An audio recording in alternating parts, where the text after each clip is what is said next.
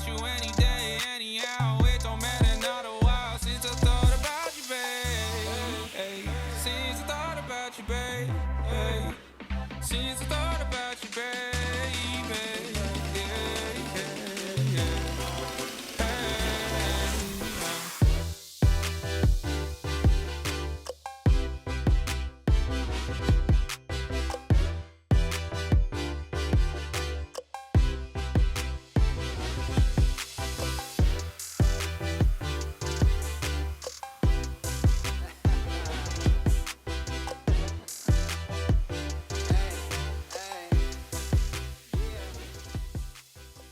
Hello and welcome to the Love of Fishing podcast. It's your host, Lyle, joined by your boy, Victor Papaiz. We're back with another episode. It's so great to have you here. It is a cold and snowy Wednesday afternoon, and I had some stuff come across my timeline that got me thinking I wanted to do a podcast today. So we're going to talk about something here. We're going to talk about competitive fishing in Ontario and some of the rules and regulations that exist right now, and also speculate and give our opinions on, are we doing it correctly here? Are we managing tournaments correctly? We just had a huge scandal over in Ohio, and this podcast isn't going to be so much about talking about that, but I wanted to recognize first that did call attention to tournaments and the logistics of them, and if they're legit, if people are legit, and it really opens up a great discussion about how we handle tournaments here in Ontario. So I wanted to talk to Victor about this and share some of our thoughts through this podcast, because Victor's in the field. He is very knowledgeable about tournament fishing and also some of the biology. Victor, thank you for joining the show. I just wanted to quickly, what are your thoughts when you think about what we're talking about here? Well, first and foremost, these are just my thoughts. They're not, of course, associated with any of the clubs I'm a part of or anything else like that. But I think it's done in such a variety of ways across North America and even other countries now that have, bass-specific tournaments. But of course, you mentioned walleye scandal, and there's so many different species that are being targeted in these kind of organized events, whether they're tournaments or catch and keep derbies, which are also pretty popular. A lot of guys just think about bass, but here in Ontario, we have salmon derbies as well, which are arguably even of a larger scale here in Ontario. So there's a great variety of species that you have to consider, especially if you're going to be looking to kind of regulate fishing tournaments as a whole across the province. You can't just look at bass tournaments, you have to consider everything else as well. So sweeping regulations likely aren't going to be the solution. You're going to have to look at kind of at least a species by species, if not tournament format by tournament format kind of a procedure. Yeah, so something you mentioned there was the variety of different events. And I think what the walleye scandal did was it drew people's attention to just how much prize money's up for grabs in some of these events. I know on the salmon end of things, that's always been the really high payouts, going back 30, 40 years. Mm-hmm. Can you just speak a little bit on, everybody recognizes the money. Do they recognize the effect that these tournaments have on the ecosystem? Well, again, it comes down to the variety of ways in which you format your tournaments or derbies. I think some organizations do it a lot better than others. There is, of course, a lot of scientific literature out there, a lot of anecdotal evidence that you get from anglers, which is also valuable. I believe that the state we're in right now is a state of progress. I don't think we're going in the wrong direction with any of these tournament procedures. They're being updated frequently, year to year. I think every angler competing in these tournament organizations wants to see the health of the fishery increase and not decrease. I don't think there's many guys out there that wouldn't want these same resources later in life or for their own kids. So I think any changes that were suggested, if they're suggested in the light that, this is going to be good for the future of this tournament series or this industry, guys would be able to get on board with it. Yeah, that's a great way to put it. The biggest thing I want to just explain a little bit about this for maybe some listeners who aren't familiar with the tournament practices, the common tournament practices here in Ontario. And I think we're going to limit it to bass for now, just for the sake of time and to have a focused discussion today. But usually in an event, in a 2-person event, there's 2 anglers on a boat. They go out and they compete to catch their best 5 bass. And this has a boundary where anglers can fish. They catch their fish. And I'm not talking about professional level. I'm talking about rec level here. They catch their fish, their 5 fish. They put them in the live well. Then when they're close to their weigh-in time, they would go back to the spot that the tournament started. They would put their fish in bags with water. They'd bring them to some kind of holding tank. They'd weigh their fish. They would then bring their fish back out in the boat and dump them at a designated spot. So effectively what this is doing is it's taking fish from anywhere within the boundary of the event. Could be 30 miles away, could be 10 miles away, it could be right next to where the weigh-in is. They're taking those fish off those spots, they're bringing them back, they're stressing them by being in the live well and in bags and by weighing them, and then they're releasing those fish at what I'll call a random location. They're usually close to where the weigh-in is so that it's convenient, but there's no biological significance necessarily to that spot. They're not being released on a spot because it's proven to be, a really great spot to release fish. So that's typically how things work. Obviously, the way I've worded things is sort of pointing to that. It is fairly invasive for these fish to be removed off their spots. Can you just explain in some of the higher level events, maybe like Major League Fishing or the Elite Series, how they're doing that? Right. So to the point, like the main points you bring up there are displacement and fish stress, which in some cases could lead to stress-induced mortality, though lots of research shows that for the most part in tournaments, when done properly, delayed mortality is incredibly low. So that brings you back to how harmful is this displacement? Can fish find their way back to where they were caught? How long does it take them to do that?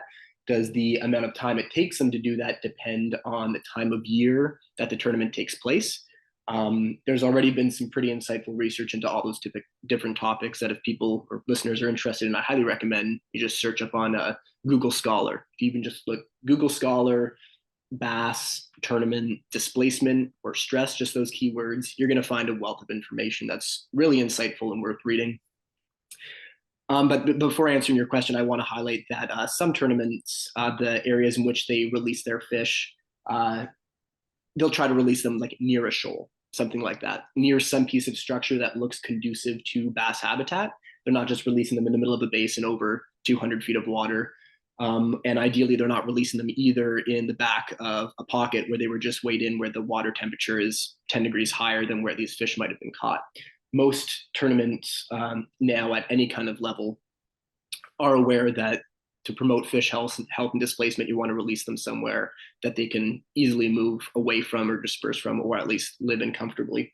I know some smaller tournaments too, they'll allow the anglers to, if they want, drive their fish all the way back to exactly where they caught them, kind of thing. It just comes down to angler initiative there. So that's all the catch, weigh-in, release stuff where you have to transport the fish back to a central weigh-in area.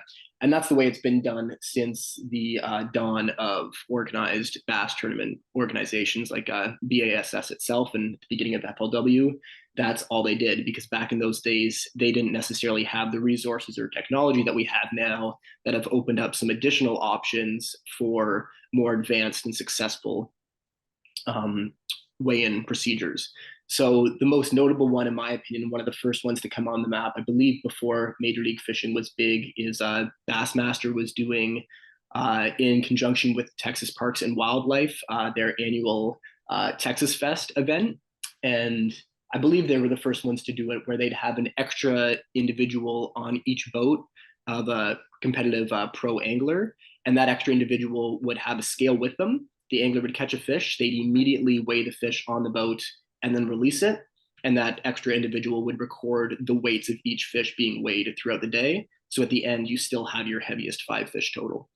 And lots of research since then has backed it up that these fish experience far less stress throughout the day, which makes sense because they're not being kept in a live well and moved around. They're just caught and back in the water, oftentimes within 1 minute.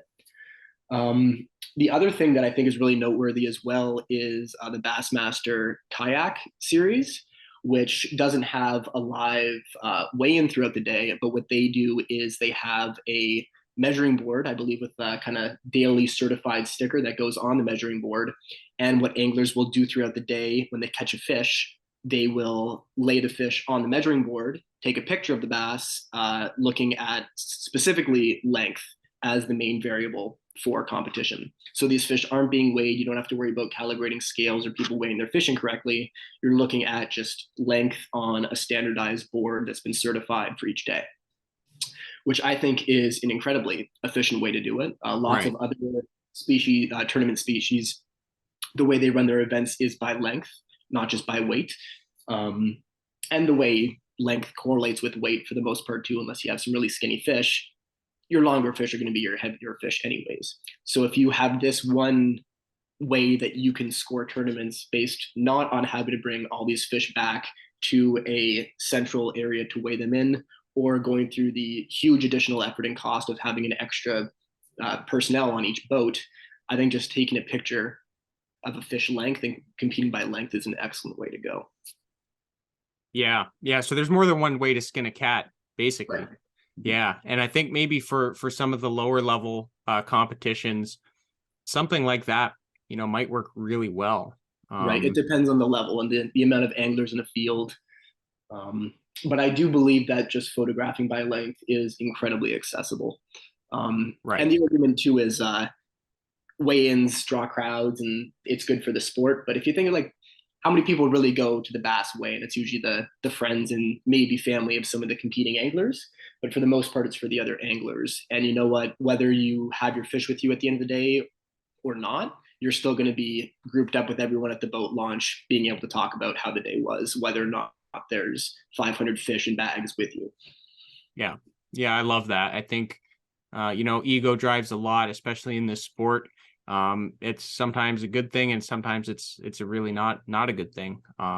But yeah, certainly to be able to connect with people in competition. I mean, that's why we love competition is our chance to flex our muscle and show our skills. And, that's something to be considered when we're talking about how tournaments are run and how we do business as, people who are putting on tournaments.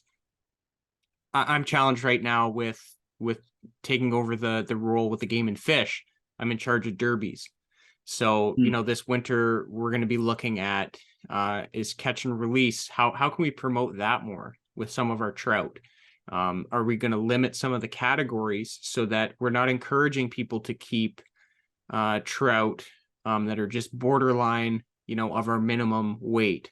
Right. How are we going to change the culture, or do we need to change the culture around tournaments and how we do things? So this discussion I think is timely, especially when I get thinking about this, especially when LiveScope has started to really come on the scene. And I know it's not a new technology, but I really think that the impact that it stands to have on fish resources is it's almost created a line in the sand, I believe, from research that happened before its invent and now research that's going to happen after, because its ability for anglers to target fish just simply by sight fishing, by looking at the screen and being able to pinpoint them, I think is really going to change how effective people are, which in turn is going to change how many big fish get pulled off spots.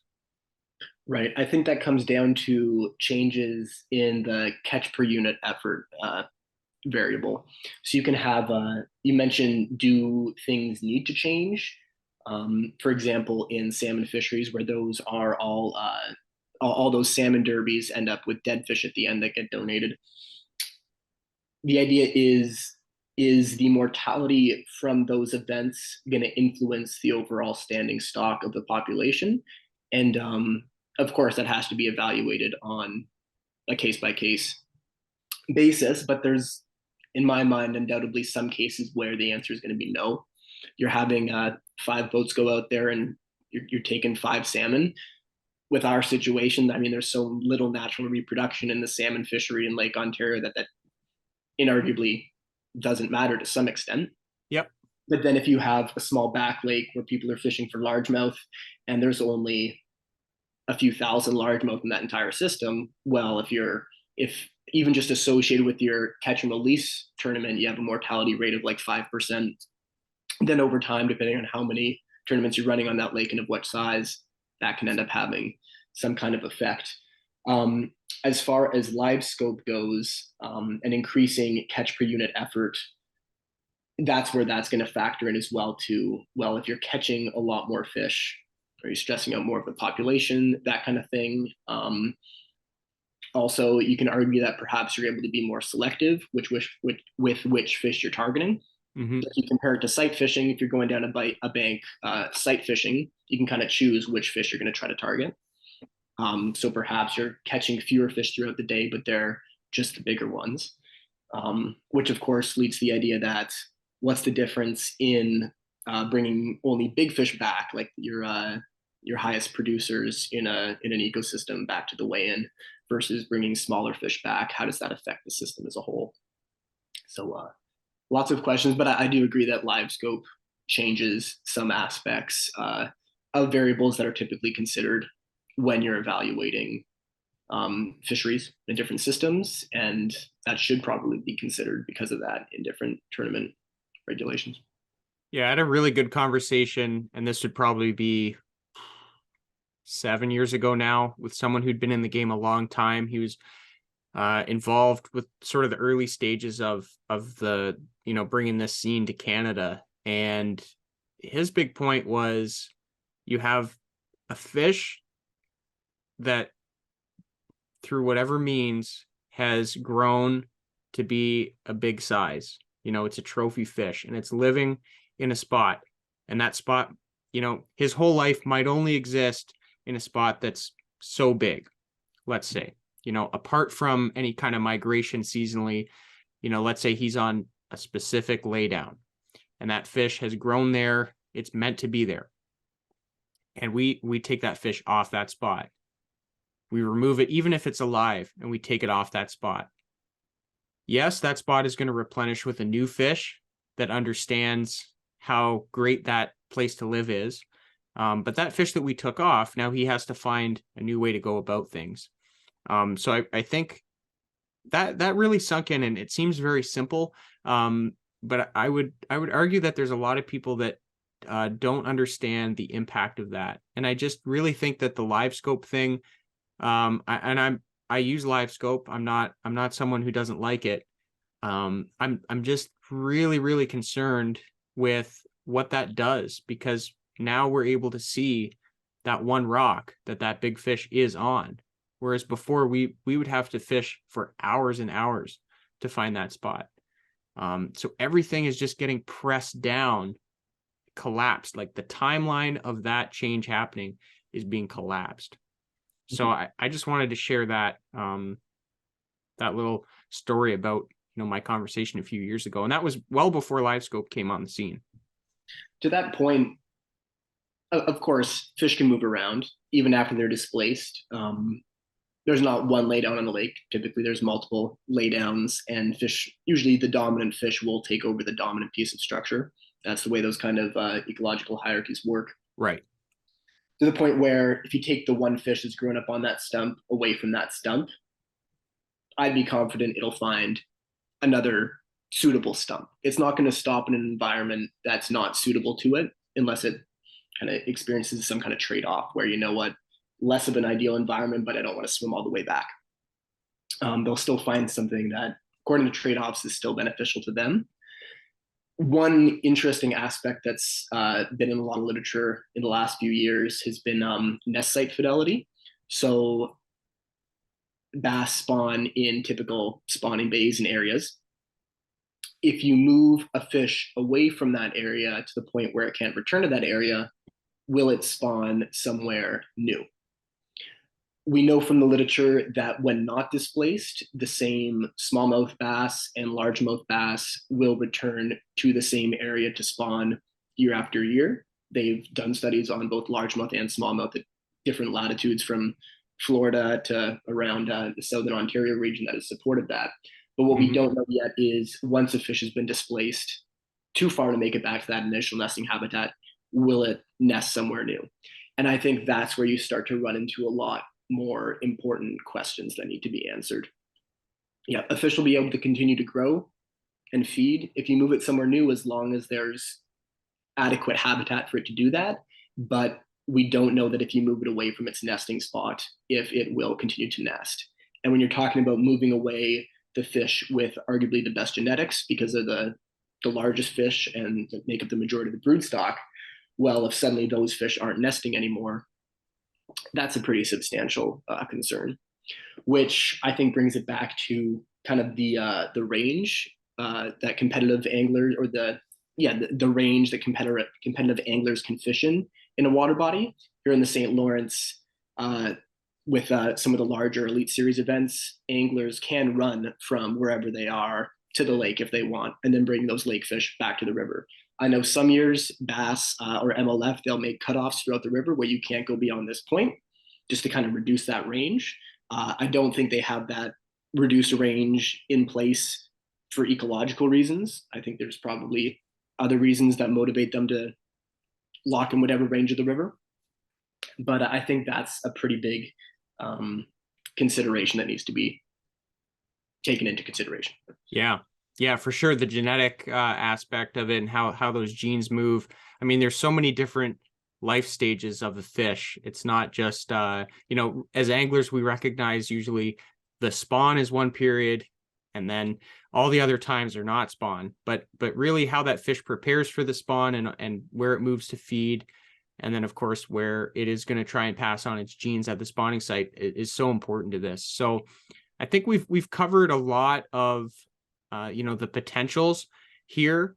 Let's start to speculate. What do you think might be a consideration here in the future for how things are managed, or what would you like to see? Because I have some thoughts too that I can share on this. Where do you want, as a young angler, where do you think you'd like to see things go? Oh, that's a great question. I mean, I like what we have, but I know there's obviously room for improvements. I don't know if further regulation of tournament procedures is the way to go necessarily, but I think there's certain standardized practices that research has shown is beneficial, that would be good to implement across the board. Things such as, let's see, the way in which you weigh in your fish. So the way a lot of small clubs do it is they'll just have kind of like a milk crate. You put the fish in there, you put the milk crate on the scale, you get the weight, you put them back in the bag.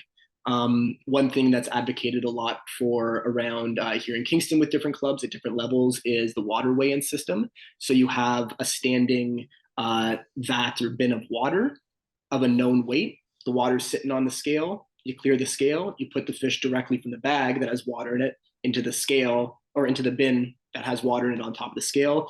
You calculate the difference, you take the fish out, you clear the scale again for the next guy. That just makes sense. You're just keeping the fish in water, they'll be a little bit less stressed. On top of that, another really big one is dead fish penalties. Most guys, they care enough about the fish themselves to feel really bad when there's a dead fish, and they don't want to have that. Mm-hmm. There was one really big tournament or Major League Fishing on the St. Lawrence this past summer, where they didn't have dead fish penalties, which is quite strange nowadays for a major tournament organization. Whatever reason, they didn't have them. And I saw it circulating through social media a little bit, the extent of pro anglers just holding up like a 25-pound bag of fish that you could tell were dead. But the thing is, for them, it might take extra time out of the day to keep those fish alive. Right. This is their full-time job. Maybe that's not their priority. Mm-hmm. And you know what? Fair enough. It's their game.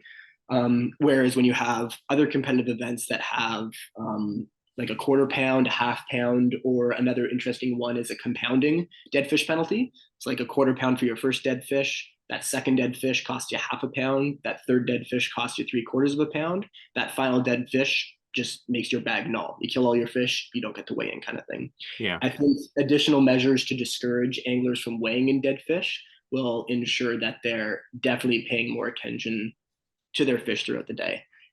So those are two really, like, I mean, dead fish penalties don't cost you anything as a small tournament organizer. And if you want to have a water weigh-in, well, just make sure your scale, instead of being rated for up to 50 pounds, is rated up to 100 pounds. Mm-hmm. All you need is a tote of water, and you can effectively run a water weigh-in station as well, which is undoubtedly going to be good for the fish. Again, maybe making sure that where these fish are being released is some kind of suitable habitat. That's something that should go without saying, but might be a good thing to, in some way or another, like guarantee or enforce. But there's easy changes that you can make to current procedures that many organizations and clubs have already done that I would definitely like to see across the board. Yeah. I mean, it's great. Those aren't huge changes, but they would make a difference. And I think that those would work really well at lower level events. Something that I've been considering, of course, would be the adoption of some of the marshaled events, maybe for tournaments featuring, a payout over X amount or a field size over X amount, making that mandatory. And I'm not sure who would control that. And I can almost say I can't believe I'm saying this because I'm not a regulatory person. I don't think that more rules means, better practice necessarily. I'm certainly not a fan of more rules versus less rules, but it would be interesting to see how competition worked if it was marshaled. I think getting back to that, the walleye scandal, that would help. It would have helped there. It would have entirely solved that issue. And yeah, with these bigger tournaments, not moving those fish off the spot, that's really my big beef here is just taking them off the spot that they grew up or have selected for. So I think that would be something, if you could somehow manage it by either payout, tournaments throwing this much money at the field versus, a smaller event. Certainly they wouldn't have necessarily the funds or the manpower to have a marshal on every boat. But I think regardless of where you want things to go, if you want things to change, it starts with a discussion, and it starts with understanding how things work now, maybe evaluating if things are working well, if they're not working well, and then, talking about it with your buddies who you tournament fish with and say, I've been thinking. Yeah. And you see a lot of, when things don't work well, you hear about it. When things do work well, you don't hear about it as much. Absolutely. For example, of course, the walleye tournament, there's obviously something not working well there that I think people are going to consider moving forward. I think of back, I think maybe been 4 years ago now, with that 1B1 tournament where they had a huge fish kill. Obviously something wasn't working well there. They hadn't considered the water body or the area of the water body that they were releasing the fish in. There you go. Now people take into careful account where they're going to be releasing these fish. And of course, there was negligence on the end of organizers at that event too. So you want to make sure people organizing these events are invested as well in the health of their fish. So liability on account of the organizers, which I think is ingrained into the way these things work, but right. Making sure that's an aspect of this as well. Yeah, and a lot of people won't want to take on that potential accountability, which I think will just make sure that the people that do decide to take it on are going to be more serious about it. Absolutely, yeah. If they love doing it and they want to do it, it may be a job for them, right? They don't want to lose their living or their respect in the community. Right. Victor, I'd like to thank you for joining on as the co-host today on the Love of Fishing podcast. It's been a great discussion. We're going to end things right there. Guys, if you're listening on Spotify or YouTube and you want to hear more, drop me a comment below and let me know what you'd like to hear more about. Victor, thank you for joining the show today. That was my pleasure. Thank you, Lyle. As we wrap up today's show, I'd like to thank you very much for tuning in to another edition of the Love of Fishing podcast. This is the start of season 3. There's 2 full seasons available on YouTube and Spotify if you want to check them out there. Make sure you hit that subscribe button or follow along on Spotify. Guys, it's been great to bring you another edition of the Love of Fishing podcast. I'm your host, Lyle Gator. Don't forget to get outside and go fishing. Peace.